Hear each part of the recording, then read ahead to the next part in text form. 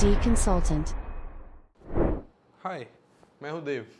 आपका स्वागत है मेरे यूट्यूब चैनल डी कंसल्टेंट में। आज आप देख पा रहे होंगे ये राखी है। तो आज राखी का दिन है और मेरी बहन ने मुझे ये राखी पहनाई है, द बियर्ड मैन। एक बहन ने मुझे राखी पहनाई है कृष्ण भगवान जी का।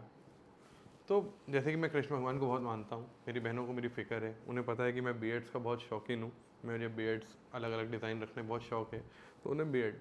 तो ऐसे ही हम भाई अपनी बहनों की चिंता कम करते हैं या करते हैं, लेकिन हम बता नहीं पाते, हमें जताना नहीं आता और उन्हें जताना आता है। तो इसलिए आज हम डी कंसल्टेंट की तरफ से एक एपिसोड लेके आ रहे हैं आपके लिए कि अगर आपकी बहन के लिए आप रूम डिज़ाइन करने वाले हैं, छोटी बहन के लिए, बड़ी बहन के लिए, या आपकी किसी कज़िन के लिए, अगर आप ये सोच रहे हैं कि कैसे रूम डिज़ाइन करना है, क्या रिक्वायरमेंट्स होती हैं उनके रूम में, तो हम उसके बारे में बात करेंगे। जैसे सबसे ज़्यादा इम्पॉर्टेंट पार्ट होता है, आपको पता होगा कि हम और आप गंदगी में रहने वाले लोग हैं, लेकिन लड़कियां बहुत साफ़ सुथरा रहना चाहती हैं। जैसे कि हम बेड में चढ़ने के पहले कभी भी ये नहीं सोचते कि पैर झाड़ना भी कोई बात होती है, लेकिन लड़कियां इस बात का बहुत ध्यान रखती हैं। तो आपको रूम जो है वो थोड़ा सा कोजी थीम में रखना चाहिए, जो कि जैसे रग्स का यूज़ करना, बेड साइड कंफर्टर्स वैसे यूज़ करना, आपके बेड के पीछे जो पैडिंग है वो थोड़े से कंफर्ट लेवल पे यूज़ करना, एजी चीज़ें यूज़ नहीं करना जिससे उन्हें चोट लग जाए, क्योंकि थोड़ी सी नाजुक होती हैं। तो जैसे आपको कुछ रग्स के एग्जांपल बताता हूँ, ये यूजुअली लड़कियों को बहुत पसंद आते हैं। देखिए, आपको स्क्रीन में दिख रहे होंगे ये कुछ डिज़ाइंस हैं जो मैंने सेलेक्ट किए हैं। अगर आप चाहें तो इन रग्स की लिंक हमारी उसमें वेबसाइट पे अमेज़ॉन की लिंक दी हुई है, आप चाहें तो इन लिंक से इसे परचेज़ भी कर सकते हैं। ये रग्स के डिज़ाइन काफ़ी कोजी और बहुत अच्छा अपीयरेंस देते हैं लड़कियों के रूम में। इसके अलावा जब आप बेड का डिज़ाइन करें तो क्वीन साइज़ बेड रखें। इस बात की श्योरिटी रखें कि क्वीन साइज़ बेड रखना है।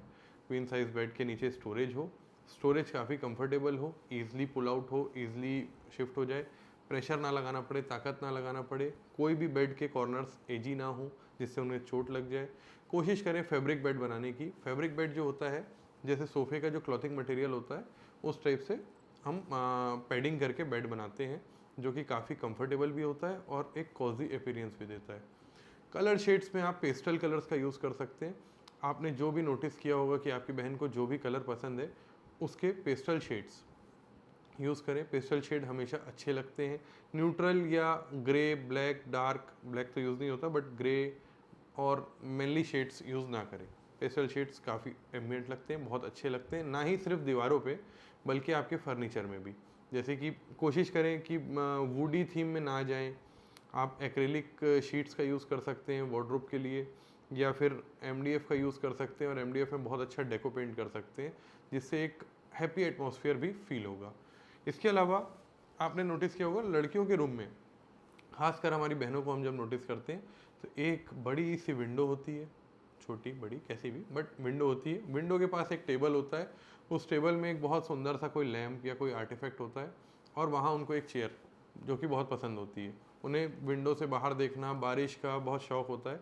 तो इस चीज़ को ध्यान रखें कि किसी भी तरह से आप ऐसा प्लान करें कि विंडो के पास एक टेबल आए, उन्हें एक बैठने की जगह मिले, एक बुक शेल्फ हो, अगर आपके पास स्पेस अच्छा है तो एक बुक शेल्फ भी हो, जिस पे जो भी उनके शौक बचपन से उन्होंने बुक्स पढ़ी हैं या बुक्स का शौक़ है उसे आप बहुत अच्छे से खूबसूरती से डेकोरेट कर सकें।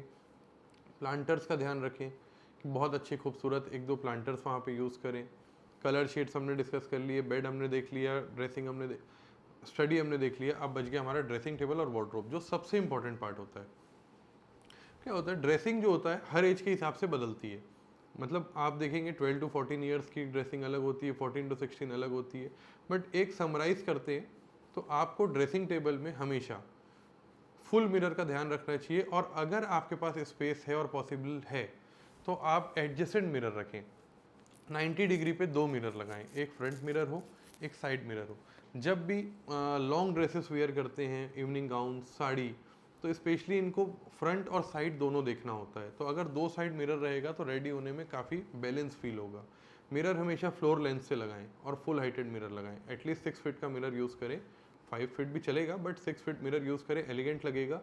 फ्लोर हाइट से लगाएं तो आपको फुल लेंथ मिरर मिलेगा। आप चाहें, आपके पास स्पेस कम है तो आप वार्डरोब के लेमिनेट्स की जगह वहाँ पे भी मिरर का यूज़ कर सकते हैं, but full length mirror use करेंगे।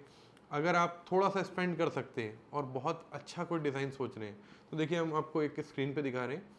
ये एक एलईडी वॉल मिरर है जिस पे एलईडी लाइट्स एनग्रेव्ड होती हैं। ये मिरर बहुत ही ज़्यादा सूट होता है और लड़कियों को काफ़ी हैपनिंग लगता है, बहुत पसंद आता है। तो ये मिरर आप यूज़ कर सकते हैं। इसके अलावा ड्रेसिंग के स्टोरेज जो होते हैं वो 3 तरीके से होते हैं, कुछ ओपन कुछ क्लोज स्टोरेज ज़रूर रखें। कुछ इनके ऐसे स्टोरेज होते हैं जो क्लोज रहते हैं, ये रेगुलर यूज़ नहीं करते। कुछ ओपन स्टोरेज होते हैं हमारे और आपकी तरह, वो डीओ परफ्यूम वाला जैसा हम रखते हैं कि सामने सामने सब चीज़ रहे, जल्दी जल्दी 5 मिनट में रेडी हो जाए, तो वैसे कुछ चीज़ें होती हैं। बाकी इनकी क्लोज्ड होती है, तो इनकी स्टोरेज हमेशा क्लोज रखें। अगर आप अपनी किसी एल्डर सिस्टर के लिए प्लान कर रहे हैं जो कि मैरिड हैं, तो यूजुअली कोशिश करें ड्रेसिंग के टॉप पे ग्लास का यूज़ करें। जो भी आप ड्रॉर लगाएंगे उसके ऊपर ग्लास का यूज़ करें, तो उसमें उनकी चूड़ी एंड बाकी जो प्रोडक्ट्स होते हैं वो बहुत अच्छे से सजे हुए उनको विजिबल रहते हैं, तो कौन सी ड्रॉर कब खोलना है उनको पता रहता है। इस तरीके से हम डिज़ाइंस आपके साथ शेयर भी कर सकते हैं। आप हमें कमेंट करके अपनी रिक्वायरमेंट्स पूछ सकते हैं। अब आती है वार्डरोब। वार्डरोब का जो पार्ट है, वार्डरोब लेडीज़ को यूजुअली कैसा होता है कि इनके पास बहुत सारी वैरायटी होती है ड्रेसेस की।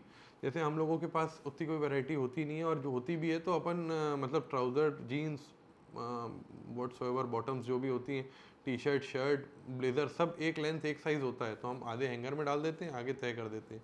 बट इनको काफ़ी ऑर्गेनाइज चीज़ें पसंद होती हैं, इन्हें हमारे जैसे ऐसे कपड़े फेंकने वाली आदत नहीं होती। तो ऑर्गेनाइज्ड वार्डरोब बनाएं। यूजुअली कोशिश करें 5 फीट की लेंथ रखें एक जगह पे टॉल यूनिट के लिए, इनकी लॉन्ग ड्रेसेस के लिए, इवनिंग गाउन्स के लिए। जो भी लॉन्ग ड्रेसेस हैं, जंप सूट्स वगैरह हैं, वो उसमें ईजिली आपकी हैंग हो जाएंगी। 3 फुट के 2 स्टोरेज बनाएं, जिसमें अगर ये रखना है आपको, टॉप्स वगैरह को हैंग करना है, तो ईजिली आप टॉप्स को हैंग कर सकते हैं।